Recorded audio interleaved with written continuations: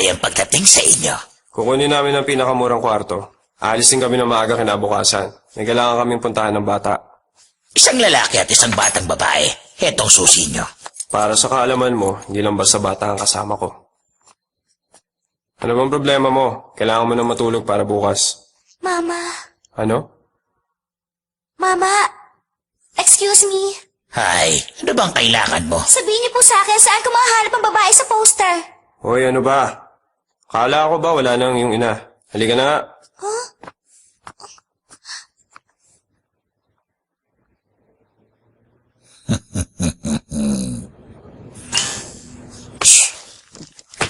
Ano ba to? Ang sikip naman ng kwartong to. Matulog ka na, maaga pa tayo bukas. Ang tungkol pala sa aking ina. Hindi siya talaga namatay sa isang sakit. Nawawala siya. Minsan, narinig ko ang isang doktor na sinasabi yun.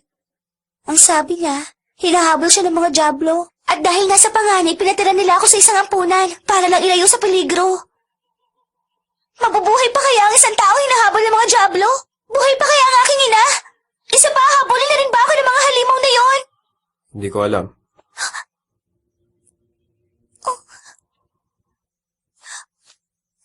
Tungkol sa mana, wala na akong pakialam doon maging ang pagbalik sa mansyon kung saan ako pinanganak.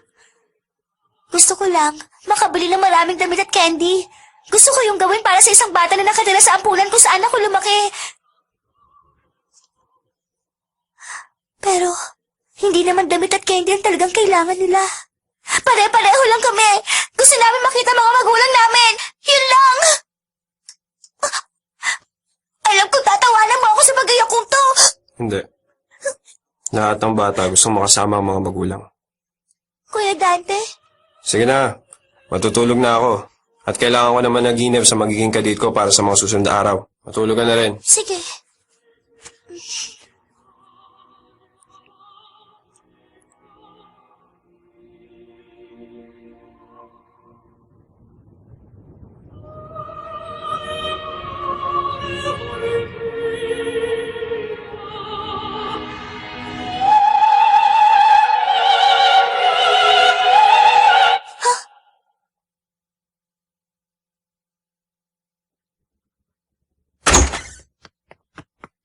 Nasaan ang bata? Saan siya pumunta? Sinong bata?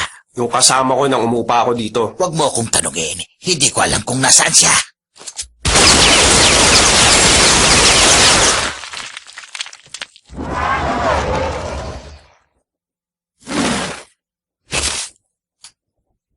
Ikaw, sino ka talaga? Marami na akong narinig tungkol sa iyo at sa ginagawa mo. Talaga? Kung ganun, hindi mo ako mapapaslang gamit lang ang hawak mong yan.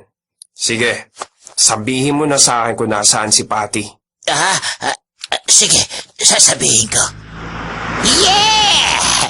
Kung hindi mo alam, may nangyayaring kaguluhan ngayon sa mundo ng mga dyablo at nagagawan sa kapangyarihan ng 4 na pinakamalakas na dyablo. Sino nagutos sa'yo na to? Sino nagutos sa'yo na dukutin si Patty? Siguro mula siya mismo sa royal family. Malamang gagamitin niya si Patty para gawing pananggalang sa mga mangyayari. Pasensya ka na, Dante. Wala akong masyadong nalaman dahil wala silang sinabi sa akin. Madamot sila sa impormasyon.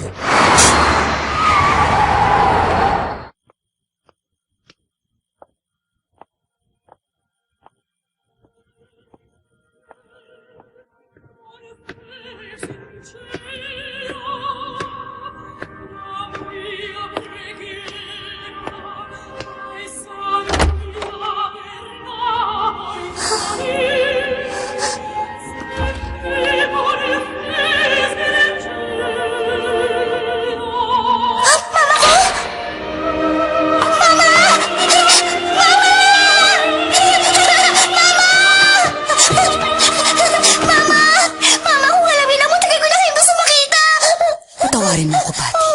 Tandaan mo, simula ngayon, muli mo na akong makakasama. Talaga, Mama? Dahil hindi na talaga ako makapaghintay na kainin ka ng buong buo, Patty!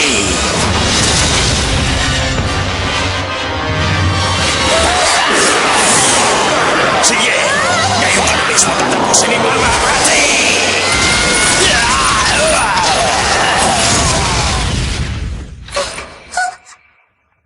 O ikaw, Sabihin mo nga ang totoo sa akin. Ikaw ba may plano ng pangit na opera ito? Kuya Dante! Kasi gusto ko lang makita ang mama ko. Mukha yata hindi pa nagsisimula ang finale, Patty.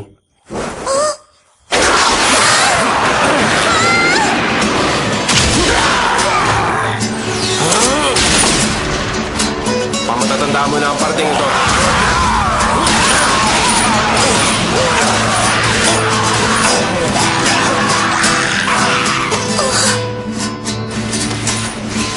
Oo nga pala, bata. Pasensya na pero dapat ka na mawala ngayon mismo. Alam mo, may bilang nga akong malaking gantimpala sa akin kung papaslangin kita kaagad. Kaya huwag ka nang kumilos at tanggapin mo na lang ang kapalaran mo.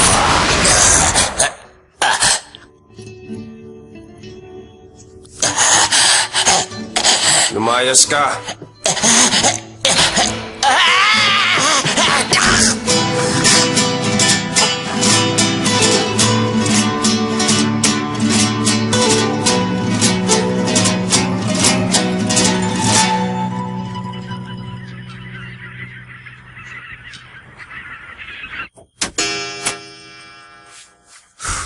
Tapos na ang oras niya. Tagumpay tayo! Sa atin na mapupunta ang mana. Baliwala na ngayon ang sulat na to. May dumating na bisita. Bisita! Maraming salamat. Teka, sino ka nga pala? Hindi mo ba ako kilala? Ako lang naman si Patty Royal. Ano? Ang alam ko, bata ka. Alam